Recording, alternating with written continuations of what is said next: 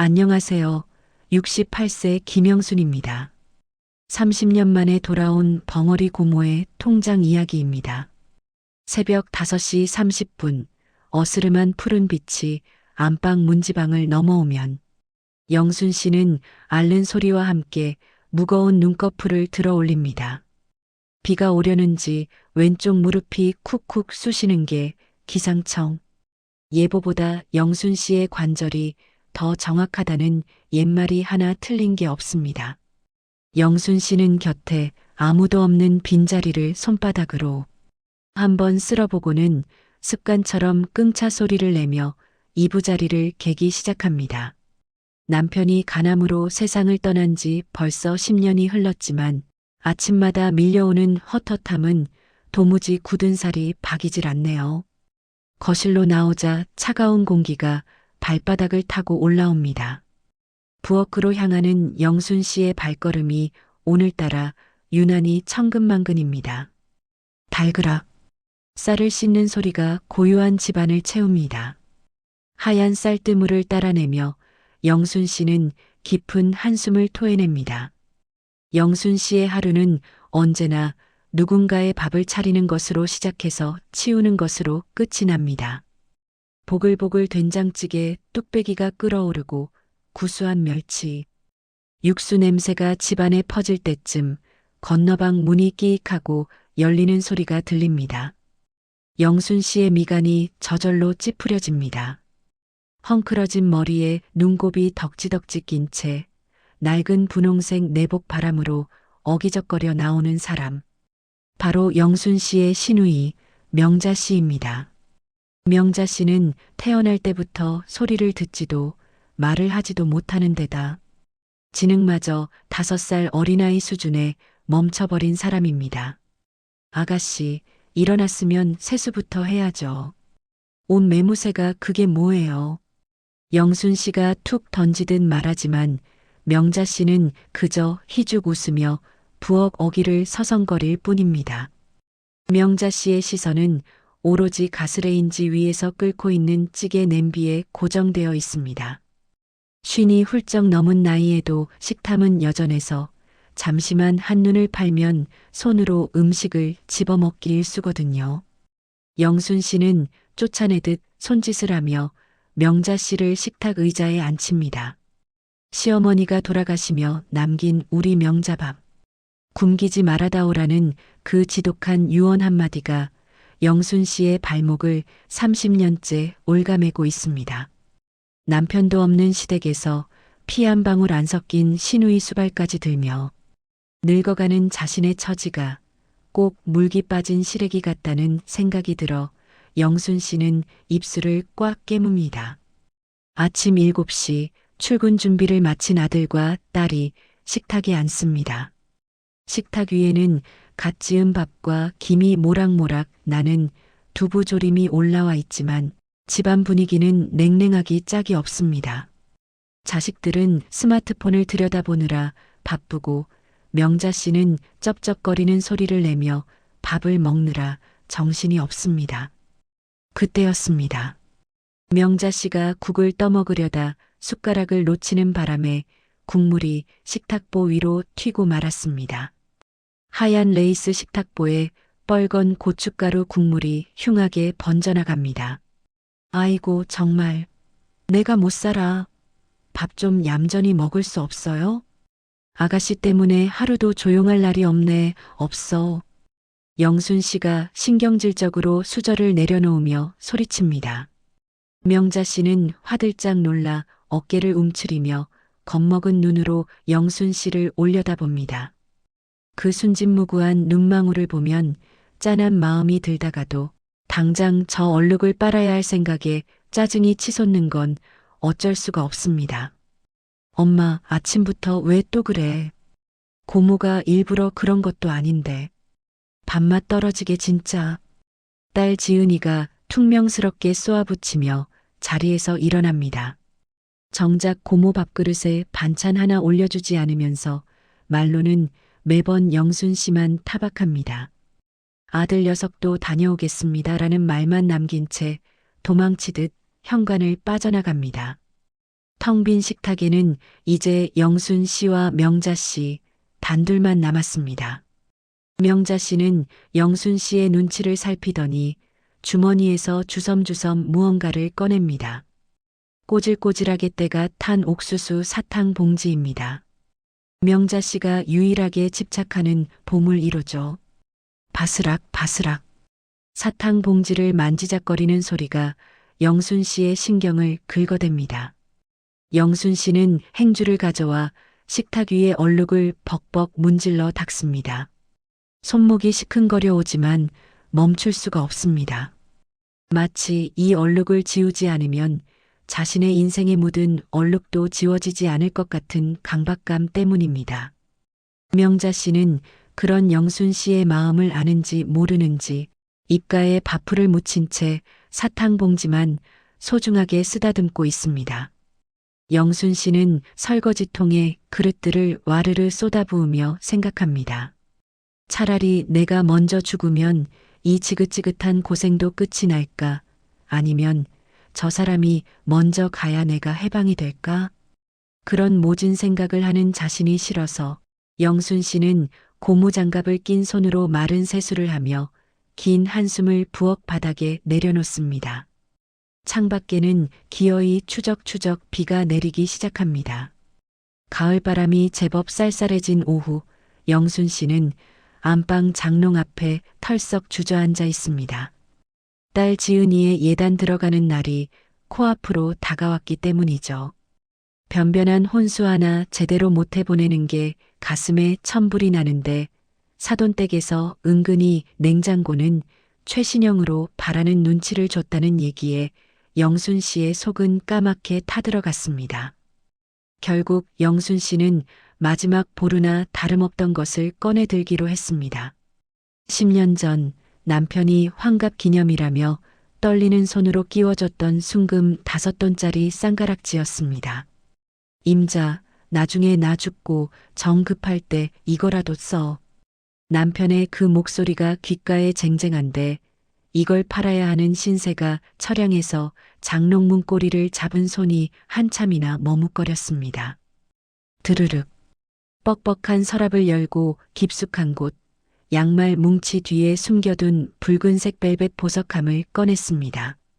그런데 보석함 뚜껑을 여는 순간 영순 씨의 심장이 쿵 하고 바닥으로 떨어지는 것만 같았습니다. 텅 비어 있었습니다. 번쩍여야 할 금가락지는 온데간데였고 누런 벨벳 천만 덩그러니 남아 영순 씨를 비웃는 듯 했습니다. 이게 어디 갔어? 영순 씨는 믿기지 않는 듯 보석함을 뒤집어 탈탈 털어보고 서랍을 통째로 빼내 바닥에 쏟아부었습니다. 낡은 내복과 구멍난 양말들, 조약들이 와르르 쏟아졌지만 그 어디에도 반지는 없었습니다. 도둑이 들었나? 아니요. 현관문은 굳게 닫혀 있었고 외부에서 침입한 흔적이라곤 눈 씻고 찾아봐도 없었습니다. 그렇다면 집안에 있는 사람 소행이라는 건데 자식들은 아침 일찍 나가 밤늦게나 들어옵니다. 영순 씨의 머릿속에 번개처럼 스치는 사람이 딱 한 명 있었습니다. 하루 종일 집구석을 지키며 며칠 전부터 장롱 주변을 어슬렁거리던 그 사람. 바로 신우이 명자 씨였습니다. 순간 영순 씨의 눈이 뒤집히는 건 막을 수 없었습니다. 30년을 밥 먹여주고 입혀주며 거뒀는데 감히 남편의 유품에 손을 댔다는 배신감에 이성이 마비되는 것 같았습니다.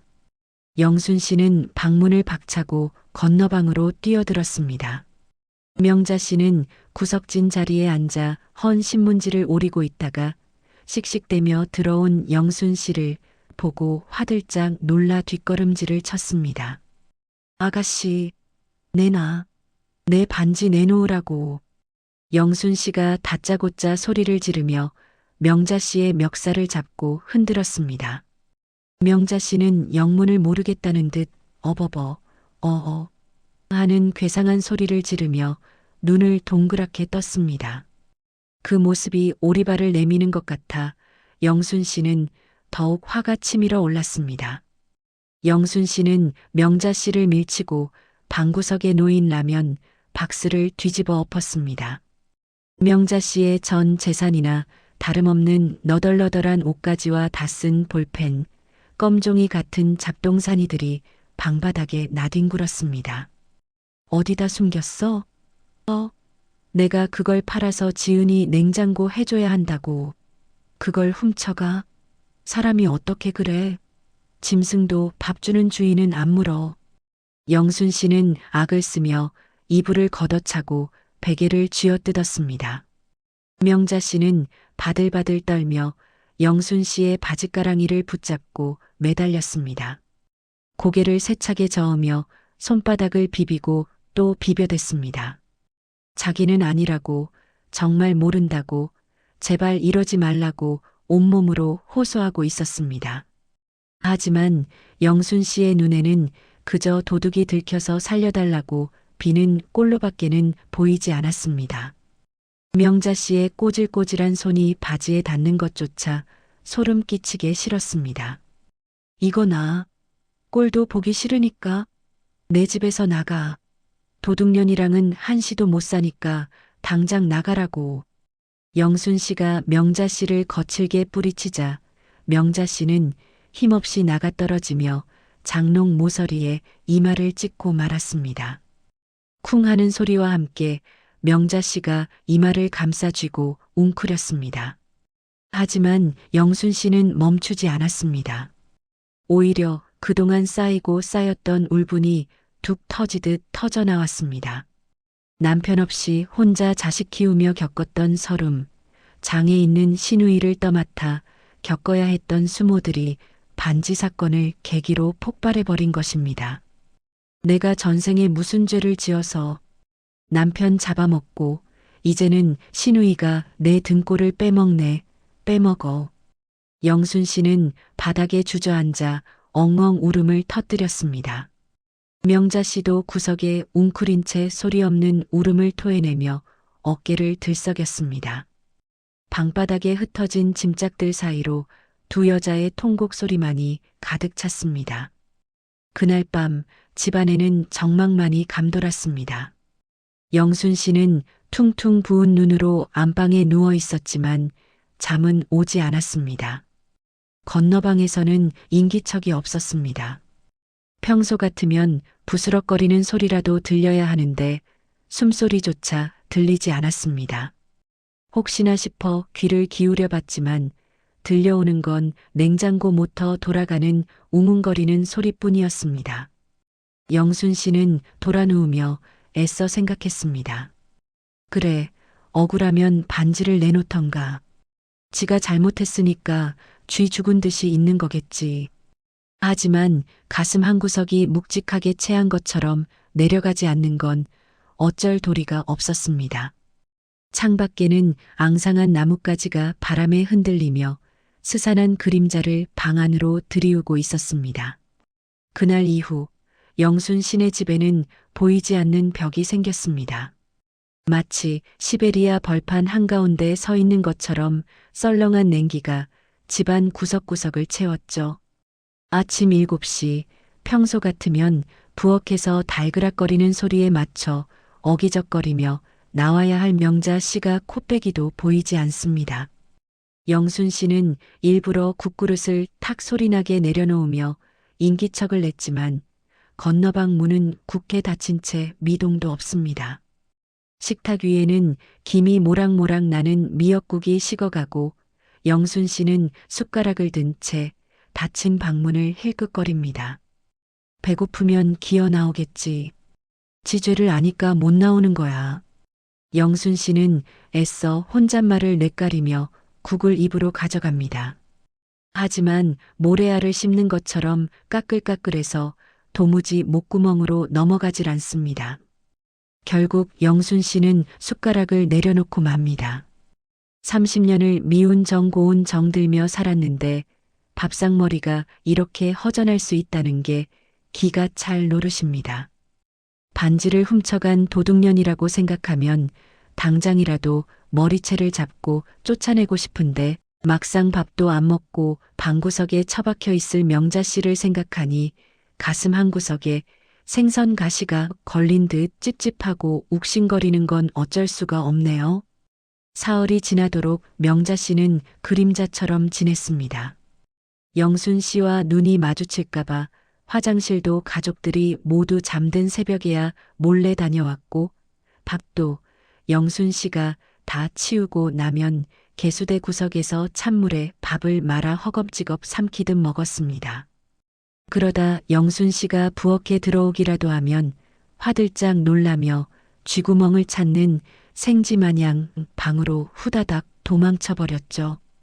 그 뒷모습이 어찌나 처지고 작아 보이는지 영순 씨는 떽소리를 지르려다 입을 다물고 말았습니다. 며칠 새 명자 씨의 볼이 홀쭉하게 패어 있는 게 눈에 밟혔기 때문입니다. 그러던 어느 날 새벽이었습니다. 영순 씨가 잠이 깨 물을 마시러 나왔는데 현관문이 조심스레 열리는 소리가 들렸습니다. 이 새벽에 어딜 가? 영순 씨가 베란다 창문으로 내다보니 명자 씨가 낡은 보라색 패딩 점퍼를 걸치고 구부정한 등으로 골목길을 빠져나가고 있었습니다. 한 손에는 언제나처럼 꼬질꼬질한 빈 비닐봉지 하나를 덜렁거리면서요. 영순 씨는 기가 막혀 헛웃음이 나왔습니다. 집에서는 죄인처럼 죽어 지내더니 밖으로 나돌아다니며 시위를 하는 건가 싶어서요. 혹시 동네 사람들한테 밥이라도 얻어먹으러 다니는 건 아닌지, 행여나 올케가 밥도 안 준다며 손짓 발짓으로 흉이라도 보고 다니는 건 아닌지 별별 생각이 다 들어 영순 씨의 얼굴이 화끈거렸습니다. 그래, 나가라 나가. 나가서 얼어 죽든 굶어 죽든 내 마음대로 해라. 아주 속이 다 시원하다. 영순 씨는 애꿎은 베란다 창문을 쾅 닫아버렸습니다. 하지만 그날 저녁부터 명자 씨의 외출은 일상이 되었습니다. 아침 일찍 나갔다가 해가 뉘엿뉘엿 지고 가로등 불이 들어올 때쯤 들어오기 시작한 겁니다. 들어올 때면 명자 씨의 옷에서는 퀴퀴한 먼지 냄새와 비릿한 시장 바닥 냄새가 섞여났습니다. 영순 씨는 그 냄새가 싫어 코를 막으며 쏘아붙였습니다. 하루 종일 어딜 쏘다니다 이제 들어와요? 밥값도 못하면서 밖으로만 나돌면 다야? 명자 씨는 영순 씨의 타박에도 아무 대꾸 없이 그저 죄송하다는 듯 허리를 꾸벅 숙이고는 재빨리 제 방으로 들어갔습니다. 손에 들린 검은 비닐봉지를 등 뒤로 숨기듯이 감추면서 말이죠. 영순 씨는 그 태도가 묘하게 거슬렸지만 더 따져 묻지 않았습니다. 물어봤자 어버버하는 소리밖에 못 들을 게 뻔하고 반지를 훔쳐간 뻔뻔한 얼굴을 마주하기 싫었으니까요. 비가 추적추적 내리는 밤이었습니다. 10시가 넘도록 명자 씨가 돌아오지 않았습니다. 영순 씨는 드라마를 보고 있었지만 내용은 하나도 눈에 들어오지 않고 자꾸만 시계 바늘로 눈길이 갔습니다. 비도 오는데 우산도 없이. 아니지, 내가 왜 그 여자 걱정을 해? 반지도 팔아먹고 어디 가서 따뜻한 국밥이라도 사 먹고 있겠지. 영순 씨는 애써 고개를 저으며 텔레비전 볼륨을 높였습니다. 그때 도어락 비밀번호 누르는 소리가 들렸습니다. 띠띠띠띠. 문이 열리고 비에 흠뻑 젖은 명자 씨가 들어섰습니다. 물에 빠진 생쥐꼴을 하고선 신발을 벗는 둥 마는 둥 하며 허둥지둥 방으로 들어가려는 명자 씨의 손에는 젖은 검은 봉지가 들려 있었습니다. 거기서요. 도대체 어딜 갔다 오는 거예요? 이 꼴이 이게 뭐냐고요. 동네 창피하게. 영순 씨의 고함에도 명자 씨는 멈칫하더니 뒤도 안 돌아보고 방문을 닫고 잠가버렸습니다. 찰칵. 잠그는 소리가 영순 씨의 가슴을 후벼 팠습니다. 한 번도 방문을 잠근 적 없던 사람이었습니다. 영순 씨는 닫힌 문을 노려보다가 안방으로 들어와 이불을 뒤집어 썼습니다. 빗소리가 거세질수록 건너방의 침묵은 더 무겁게 영순 씨를 짓눌렀습니다. 그 좁은 방 한 칸에서 명자 씨가 젖은 몸을 웅크리고 뭘 하고 있을지, 춥지는 않을지, 자꾸만 상상이 되어 영순 씨는 몇 번이나 돌아 누워야 했습니다. 차가운 등골이 서늘한 게 보일러를 아무리 올려도 채워지지 않는 한기가 집안을 감돌고 있었습니다. 며칠 뒤 영순 씨는 딸 지은이의 이바지 음식을 알아볼 겸 오랜만에 동네 시장으로 나섰습니다. 가을 햇살이 따갑게 내리쬐는 오후 시장통은 사람들로 북적거렸습니다. 생선 가게 앞을 지나는데 비릿한 내음이 확 끼쳐오자 영순 씨는 코끝을 찡그리며 발걸음을 재촉했습니다. 그런데 건어물 상해 앞을 지나던 영순 씨를 누군가 덥석 붙잡아 세웁니다. 동네 소식통으로 불리는 대구댁이었습니다. 어머, 영순 엄마. 오랜만이네. 얼굴이 왜 이렇게 반쪽이야? 요새 마음고생이 심한가 봐? 대구댁의 은근한 말투에 영순 씨는 가슴이 철렁했습니다. 혹시 반지 잃어버린 소문이라도 났나 싶어 침을 꼴깍 삼켰죠. 아니 뭐, 딸내미 시집 보내려니 바빠서 그렇지. 왜요? 무슨 일 있어요?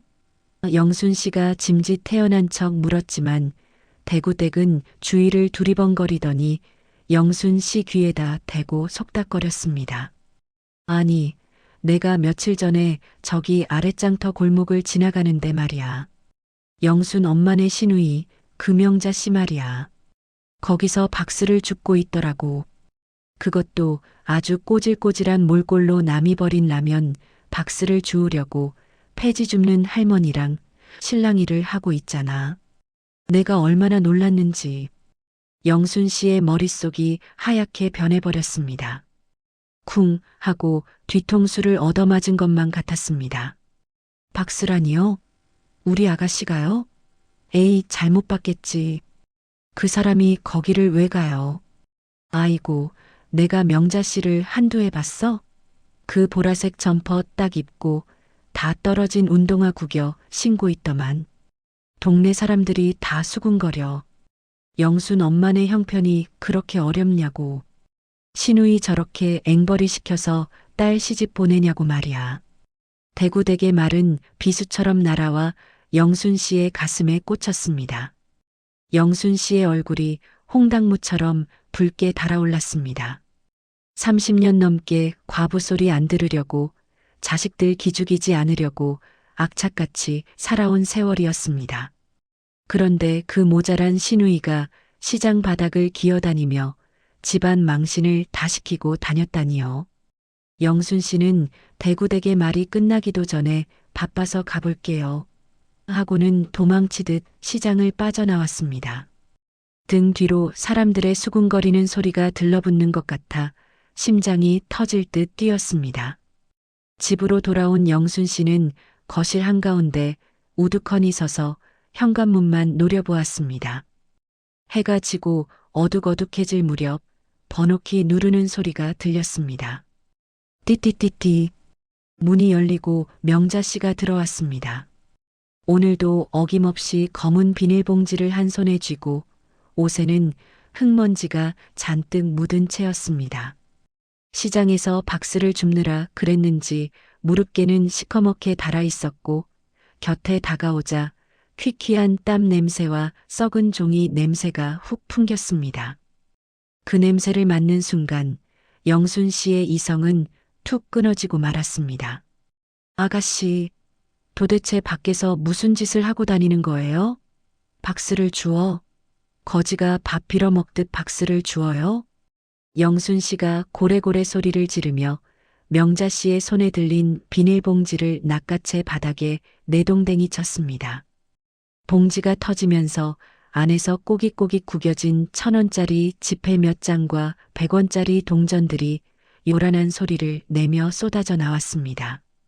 명자 씨는 소스라치게 놀라 바닥에 엎드리며 흩어진 돈을 주워 담으려 허둥거렸습니다. 그 꼴을 보니 영순 씨의 눈에서는 기어이 눈물이 터져 나왔습니다. 내가 밥을 굶겼어. 옷을 안 입혔어?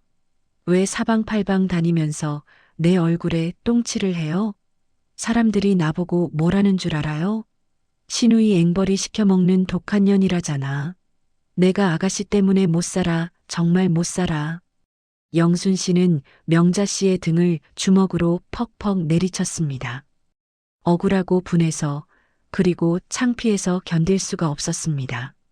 명자 씨는 영순 씨의 매질을 고스란히 맞으면서도 손에 쥔 돈을 뺏기지 않으려고 가슴에 품고 웅크렸습니다. 어버버, 으응 하며 고개를 젓는 명자 씨의 입에서 신음소리가 새어나왔지만 영순 씨의 귀에는 아무것도 들리지 않았습니다. 제발, 제발 좀 죽어버려요. 아가씨만 없으면 나도 좀 살 것 같으니까 나가서 죽으라고요. 내뱉지 말아야 할 말이 영순 씨의 입 밖으로 튀어나가고 말았습니다. 그 순간 집안에는 찬물을 끼얹은 듯 정적이 감돌았습니다. 명자 씨는 매를 맞던 것을 멈추고 고개를 들어 영순 씨를 바라봤습니다. 그 눈빛에는 공포도 슬픔도 아닌 묘한 체념 같은 것이 담겨 있었습니다. 영순 씨는 자신의 입을 틀어막고 주저앉았습니다.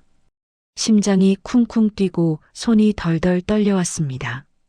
명자 씨는 주섬주섬 돈을 챙겨 들고는 비틀거리며 일어나 제 방으로 들어갔습니다. 끽. 방문 닫히는 소리가 그날따라 유난히 날카롭게 영순 씨의 가슴을 베고 지나갔습니다. 그날 밤 영순 씨는 거실 소파에 앉아 멍하니 천장만 바라보았습니다. 죽어버리라는 말이 자꾸만 귓가에서 메아리 쳤습니다.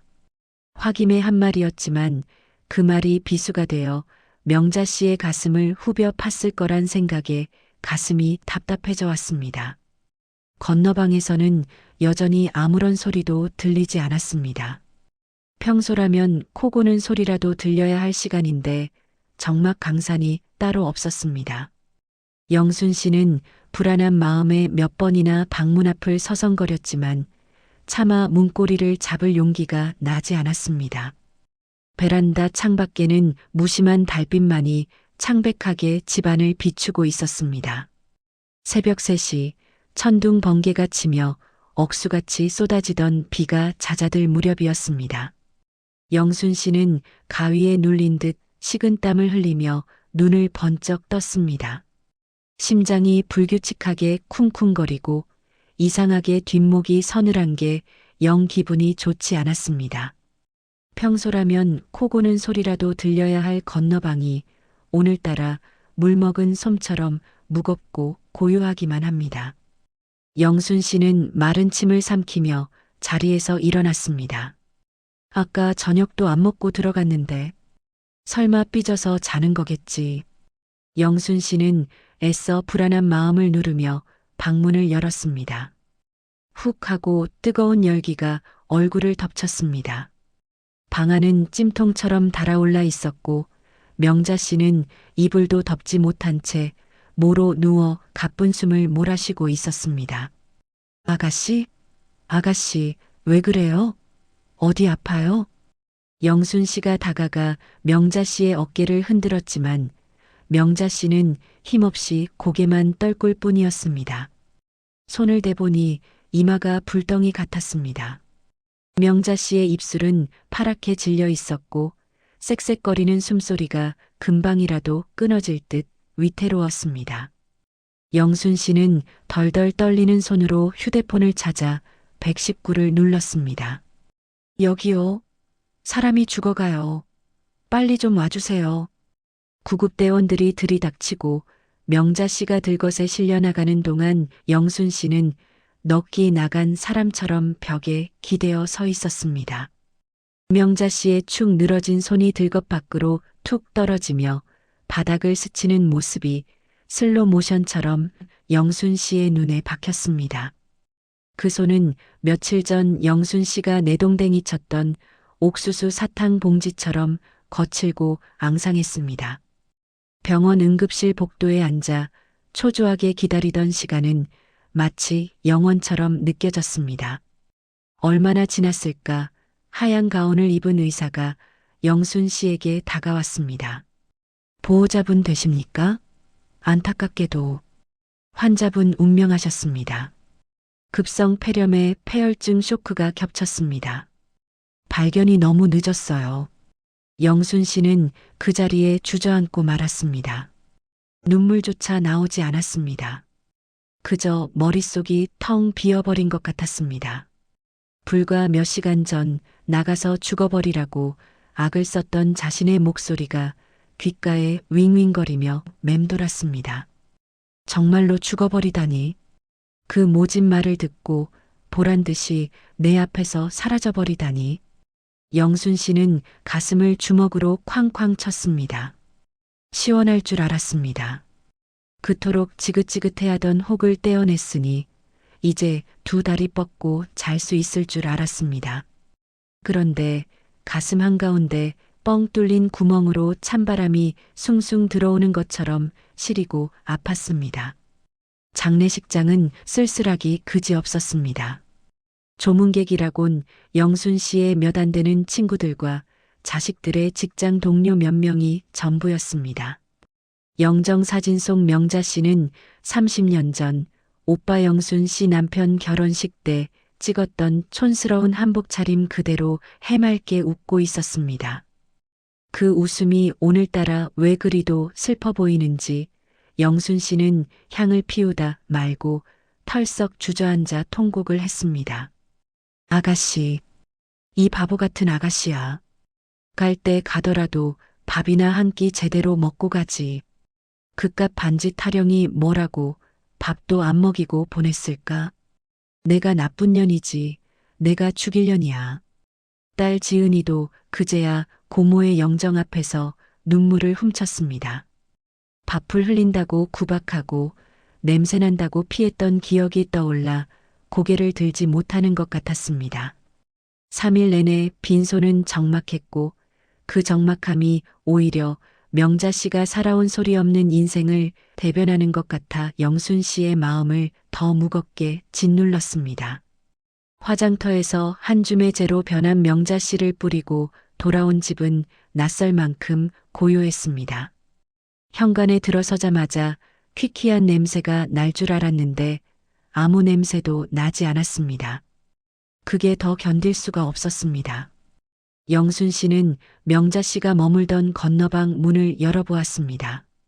주인 잃은 낡은 이불과 베개, 구석에 처박힌 라면, 박스들만이 덩그러니 남아 있었습니다. 영순 씨는 방 한가운데 앉아 명자 씨의 냄새가 배어있는 베개를 끌어안았습니다. 이제 아침마다 밥풀 흘리는 거 닦아줄 일도 없고 씻으라고 잔소리할 일도 없어졌습니다. 그런데 왜 이렇게 집안이 텅 빈 것 같을까요? 영순 씨는 무릎을 세우고 얼굴을 파묻었습니다. 30년을 미워하며 살았는데 막상 떠나고 나니 미움이 있던 자리에 사무치는 후회만 남았습니다. 올케 언니 나 아파. 말 한마디 못하고 끙끙 앓다갔을 그 마지막 밤이 자꾸만 떠올라 영순 씨는 꺽꺽거리며 마른 울음을 삼켰습니다. 창밖에는 주인을 잃은 가을비가 추적추적 내리고 영순 씨의 긴 밤은 그렇게 깊어만 갔습니다. 명자 씨가 떠나고 한 달이 지났습니다. 집안에 감돌던 퀴퀴한 냄새는 사라졌지만 그 자리를 대신한 건 짙은 적막감이었습니다. 영순 씨는 멍하니 소파에 앉아 베란다 밖을 내다보는 시간이 늘었습니다. 가을이 깊어가며 떨어지는 낙엽을 볼 때마다 허망하게 간 신우이 생각이 나서 가슴 한쪽이 뻥 뚫린 듯 시려왔기 때문이죠. 하지만 산 사람은 살아야 한다고 영순 씨는 딸 지은이의 결혼 준비를 마무리 짓기 위해 마음을 다잡으려 애쓰고 있었습니다. 명자 씨 장례 치르느라 미뤄뒀던 예단을 다시 챙겨야 했으니까요. 그러던 어느 날 저녁이었습니다. 퇴근 시간이 한참 남았는데 현관문이 쾅 열리는 소리가 났습니다. 지은이니? 벌써 와? 영순 씨가 놀라 나가 보니 딸 지은이가 신발도 제대로 벗지 못한 채 현관 중문에 기대어 서 있었습니다. 화장이 다 번져 너구리처럼 된 눈에서는 시커먼 눈물이 뚝뚝 떨어지고 있었죠. 엄마, 나 어떡해. 나 못 살아. 진짜 못 살아. 왜 그래? 무슨 일이야? 김서방이랑 싸웠어? 영순 씨가 다급하게 딸의 어깨를 감싸 안았습니다. 지은이는 그대로 자리에 주저앉아 목 놓아 울기 시작했습니다. 그 울음소리가 어찌나 서럽고 독한지 영순 씨의 가슴이 철렁 내려앉았습니다. 한참을 꺽꺽거리던 지은이가 간신히 입을 열었습니다. 파언아재, 그쪽 어머니가 우리 집이랑은 결혼 못 시키겠대. 뭐, 파언? 날 잡아놓고 그게 무슨 날벼락 같은 소리야. 이유가 뭔데? 예단이 적대? 집이 좁대? 영순 씨의 목소리가 부들부들 떨렸습니다. 지은이는 고개를 세차게 저으며 차마 입에 담기 힘든 말을 토해냈습니다. 고모, 고모 때문이래. 고모, 죽은 고모가 왜? 그쪽 집안에서 알아봤나 봐. 우리 고모가 선천적 장애가 있었다는 거. 그게 유전될 수도 있다고 혹시라도 자기네 집안 손주한테 안 좋은 영향 미칠까봐 절대 안 된다고 했대.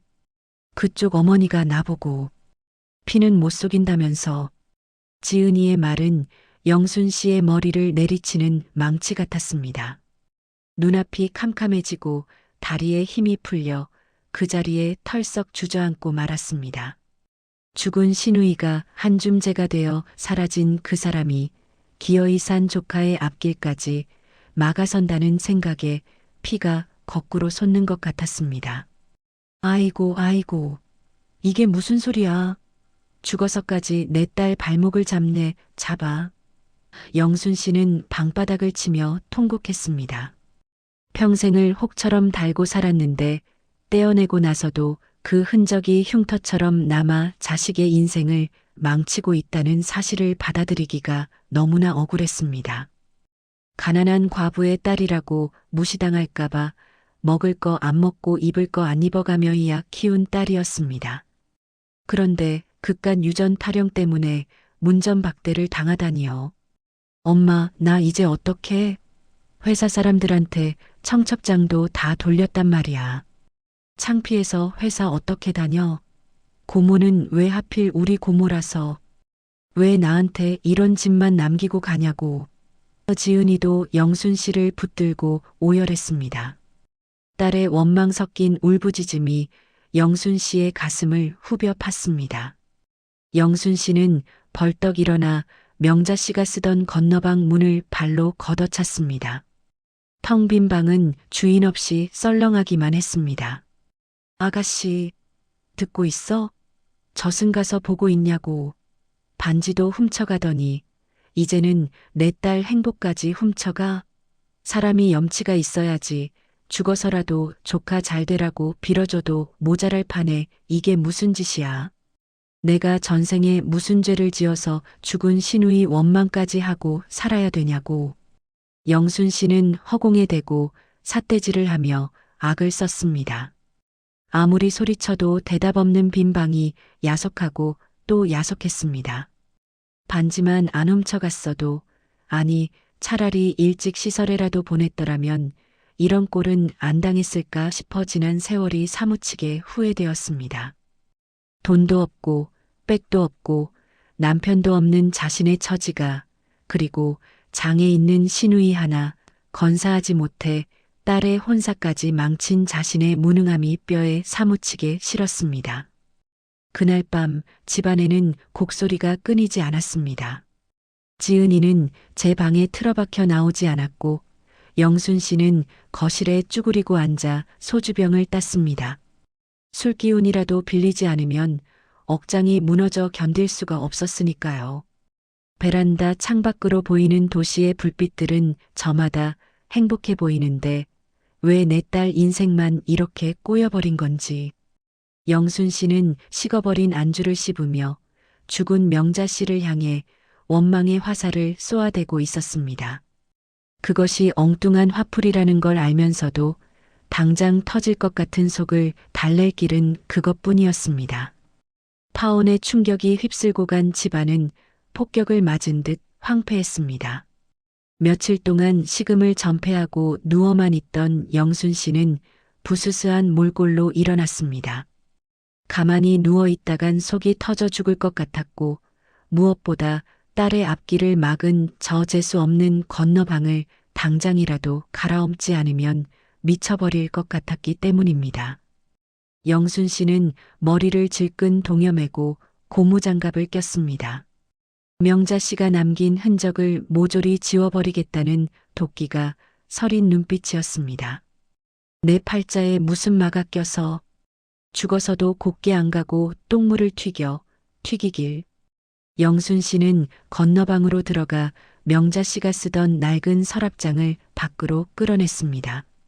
벽지도 뜯어내고 30년 묵은 때가 낀 장판도 싹 걷어낼 작정이었습니다. 곰팡이 냄새가 퀴퀴하게 올라오는 방바닥, 노란 장판 모서리를 잡고 영순 씨는 전 먹던 힘까지 다해 확 잡아당겼습니다. 지익! 장판이 찢어지는 소리와 함께 뽀얀 먼지가 공중으로 솟구쳤습니다. 그런데 장판을 걷어낸 시멘트 바닥구석에 무언가가 놓여 있었습니다. 납작하게 눌려있는 검은 비닐봉지였습니다.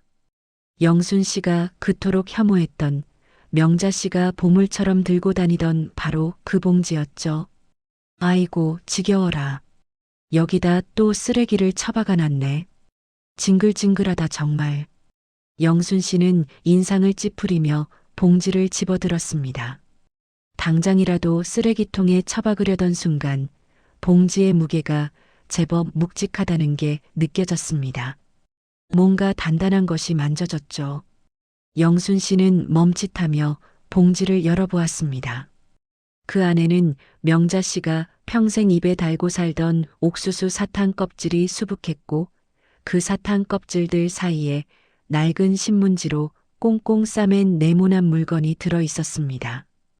떨리는 손으로 신문지를 한 겹, 두 겹 벗겨내자 드러난 것은 붉은색 도장 하나와 낡아 빠진 은행 통장 3개였습니다. 이게 뭐야? 통장? 영순 씨는 홀린 듯 첫 번째 통장을 펼쳤습니다. 첫 페이지의 날짜는 무려 30년 전 명자 씨가 이 집에 처음 들어왔던 해였습니다. 입금액 500원, 1000원, 3000원. 시장에서 콩나물 다듬어주고 받은 동전, 빈병 주워 판 돈들이 깨알같이 찍혀 있었습니다. 페이지를 넘길수록 입금액은 조금씩 커졌습니다. 5,000원, 1만원.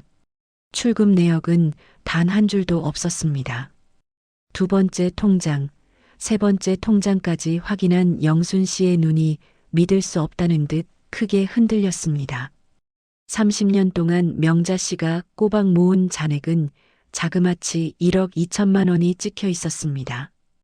0이 몇 개인지 세어보고 또 세어봐도 분명한 1억이었습니다. 영순 씨의 손에서 통장이 툭 떨어졌습니다. 이게 다 무슨 돈이야? 훔친 게 아니었어? 그제야 영순 씨의 머릿속에 스쳐 지나가는 장면들이 있었습니다. 비 오는 날에도 몸이 아픈 날에도 기어이 밖으로 나가 박스를 줍던 명자 씨의 뒷모습, 시장 바닥에서 영순네 시누이가 앵벌이 한다고 수군대던 사람들, 영순 씨가 거지냐고 소리치며 돈을 뿌리쳤을 때 그 돈을 뺏기지 않으려고 가슴에 품고 떨던 명자 씨의 모습까지. 그건 구걸이 아니었습니다. 일이었고 노동이었고 처절한 삶이었습니다. 영순 씨는 통장 사이에 끼어 있는 꼬깃꼬깃한 종이 한 장을 발견했습니다. 달력 뒷면을 찢어 쓴 그 종이에는 배운 적 없는 글씨를 흉내낸 듯 삐뚤빼뚤한 지렁이 같은 글씨가 적혀 있었습니다. 옳게, 미안해. 지은이 시집가. 냉장고 사줘. 고마워. 맞춤법도 틀리고 엉망진창인 글씨였지만 영순 씨는 그 글을 읽는 순간 심장이 멎는 것 같았습니다. 냉장고. 며칠 전 영순 씨가 반지를 잃어버리고 지은이 냉장고 해줘야 하는데 라며 악을 쓰던 그 말을 명자 씨는 방구석에서 다 듣고 있었던 겁니다. 그래서 그 아픈 몸을 이끌고 억척같이 박스를 주우러 나갔던 거였습니다. 아, 아, 아, 아. 영순 씨의 입에서 짐승 같은 신음이 터져 나왔습니다. 이 돈이 어떤 돈인데? 벙어리라고 바보라고 손가락질 받으면서 먹고 싶은 사탕 하나 마음대로 못 사 먹고 모은 피 같은 돈인데 영순 씨는 자신이 반지를 훔쳐갔다고 명자 씨를 때리고 내쫓았던 날이 떠올라 가슴을 쥐어뜯었습니다. 명자 씨는 도둑이 아니었습니다. 오히려 자신의 모든 것을 바쳐 조카의 혼수를 마련해주고 싶었던 이 집안에 숨겨진 가장이나 다름없었습니다. 아가씨, 아가씨, 내가 잘못했어요. 내가 눈이 삐어서, 내 속이 좁아 터져서. 영순 씨는 통장을 가슴에 끌어안고 방바닥을 구르며 통곡했습니다. 냄새난다고 피했던 그 꼬질꼬질한 점퍼 속에 천사 같은 마음이 숨겨져 있는 줄도 모르고 모진 말로 가슴에 대못을 박았습니다. 나가서 죽어버리라던 자신의 저주 때문에 명자 씨가 밥 한 끼 못 먹고 서둘러 떠난 것 같아 영순 씨는 숨을 쉴 수가 없었습니다. 장판 걷어낸 차가운 시멘트 바닥 위로 영순 씨의 뜨거운 눈물이 뚝뚝 떨어져 내렸습니다. 옥수수 사탕 봉지에서 달큰한 냄새가 훅 끼쳐 올라왔습니다. 그것은 명자 씨가 남긴 마지막 사랑의 냄새이자 영순 씨가 평생 갚아도 못 갚을 무거운 빚의 냄새였습니다. 거실에 있던 지은이가 엄마의 울음소리에 놀라 달려왔고 엄마 손에 들린 통장과 편지를 본 지은이 역시 그 자리에 주저앉아 고모를 부르며 오열했습니다. 좁디 좁은 건너방은 뒤늦게 터져버린 후회와 미안함으로 가득 찼습니다. 하지만 아무리 울어도 떠난 명자 씨는 말이 없었습니다. 명자 씨가 떠나고 어느덧 1년이라는 시간이 흘렀습니다. 계절은 다시 돌고 돌아 찬바람이 옷깃을 여미게 하는 늦가을이 되었습니다. 오늘따라 영순 씨네 집에서는 구수한 밥 짓는 냄새가 골목 어귀까지 퍼져나갑니다. 영순 씨는 아침 일찍부터 부엌에서 분주하게 움직입니다.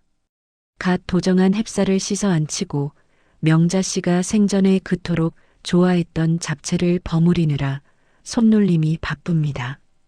오늘은 바로 명자 씨의 첫 번째 제사 날이거든요. 엄마 나왔어. 냄새 좋다. 현관문이 열리고 딸 지은이가 들어옵니다. 한 손에는 커다란 과일 바구니를 들고 곁에는 듬직한 사위가 서 있습니다. 지은이는 지난 봄 넉넉한 성품을 가진 지금의 남편을 만나 축복 속에 결혼식을 올렸습니다. 파혼의 아픔으로 울던 지은이를 다시 일으켜 세운 건 다름 아닌 고모가 남긴 그 낡은 통장이었습니다. 고모의 피땀 어린 돈은 지은이 부부의 신혼집 마련에 큰 보탬이 되었고 무엇보다 우리 조카 잘 되라고 빌어주던 고모의 마음이 지은이에게 다시 살아갈 용기를 주었으니까요. 사위 역시 고모의 사연을 듣고 그런 분이 계셨기에 지금의 지은 씨가 있는 것이라며 처가 식구들을 진심으로 공경할 줄 아는 사람이었습니다. 김서방 왔나? 어서 들어오게. 밥부터 먹자. 영순 씨는 사위를 반갑게 맞으면서도 시선은 자꾸만 거실 한쪽에 차려진 제사상을 향합니다. 상 위에는 명자 씨의 영정 사진이 놓여 있습니다. 촌스러운 한복을 입고 해맑게 웃고 있는 명자 씨. 영순 씨는 그 사진 앞에 김이 모락모락 나는 하얀 쌀밥을 고봉으로 퍼서 올립니다. 아가씨, 아니 형님, 밥 드세요. 식기 전에 얼른 드세요. 영순 씨의 목소리가 가늘게 떨립니다. 살아생전 식구들 눈치 보느라 늘 식어 빠진 찬밥만 물에 말아먹던 명자 씨였습니다. 따뜻한 김이 올라오는 갓 지은 밥을 한 번이라도 마음 편히 먹여주지 못한 게 천추의 한이 되어 영순 씨는 밥그릇 뚜껑을 여는 손길조차 조심스럽습니다. 영순 씨는 품 안에서 무언가를 꺼내 제사상 제일 앞줄에 놓습니다. 노란색 포장지에 옥수수 사탕 한 봉지입니다. 이거 좋아하셨잖아요. 돈 아깝다고 매일 껍질만 빨고 계셨는데 이제는 실컷 드세요. 이도 안 썩고 살도 안 찌는 저 세상에서 눈치 보지 말고 마음껏 드세요. 영순 씨가 향을 피우자 매캐하면서도 향긋한 연기가 피어오릅니다. 지은이 부부가 절을 올리고 영순 씨도 그 뒤따라 무릎을 꿇습니다. 차가운 마룻바닥의 냉기가 무릎을 타고 올라오지만 영순 씨는 꼼짝 않고 명자 씨의 눈을 바라봅니다. 30년을 혹이라 부르며 미워했지만 사실 그 혹이 자신을 지탱해주던 버팀목이었음을 이제야 깨닫습니다. 형님, 들리세요? 우리 지은이 시집 잘 가서 저렇게 잘 살아요. 다 형님 덕분이에요. 정말 고마워요. 그리고 미안해요. 내가 너무 늦게 알아서, 내가 너무 못나서 미안해요. 영순 씨의 눈에서 참았던 눈물이 툭 투둑 떨어져 제사상 앞을 적십니다. 명자 씨가 마지막 가던 날 나가서 죽어라고 악담을 퍼부었던 입이 부끄러워 영순 씨는 입술을 꾹 깨뭅니다. 하지만 사진 속 명자 씨는 여전히 아무 말 없이 그저 바보처럼 착하게 웃고만 있습니다. 마치 괜찮아, 올게. 다 괜찮아. 라고 말해주는 것 같아서 영순 씨의 가슴은 더 미어집니다. 제사를 마치고 식구들이 둘러앉아 음식을 나누는 시간. 영순 씨는 명자 씨 몫으로 떠놓았던 밥에 숟가락을 꽂으며 마음속으로 말을 건넵니다. 형님, 다음 생이 있다면 그때는 부디 내 딸로 태어나세요. 말 못하고 못 들어도 괜찮아요. 내가 남들 보란 듯이 입안에 혀처럼 굴며 금지옥엽으로 키워줄게요. 그때는 찬밥 말고 매일매일 김나는 따뜻한 밥 지어서 숟가락 위에 생선살 발라 올려줄게요. 그러니까 꼭 다시 만나요. 우리 꼭 다시 가족으로 만나요. 창밖에는 첫눈이 내리기 시작합니다. 한방눈이 소리 없이 내려와 세상을 하얗게 덮어줍니다. 영순 씨는 베란다 창가에 서서 눈 내리는 풍경을 바라보며 주머니 속 옥수수 사탕 하나를 까서 입에 넣습니다. 달콤하고 구수한 맛이 입안 가득 퍼집니다. 30년 만에 처음으로 느껴보는 명자 씨의 맛이자 사랑의 맛입니다. 영순 씨의 입가에 비로소 옅은 미소가 번집니다. 집안은 온기로 가득하고 어디선가 명자 씨가 헌 신문지를 접으며 바스락거리는 소리가 들리는 것만 같습니다. 긴 겨울밤이지만 오늘만큼은 춥지 않을 것 같습니다.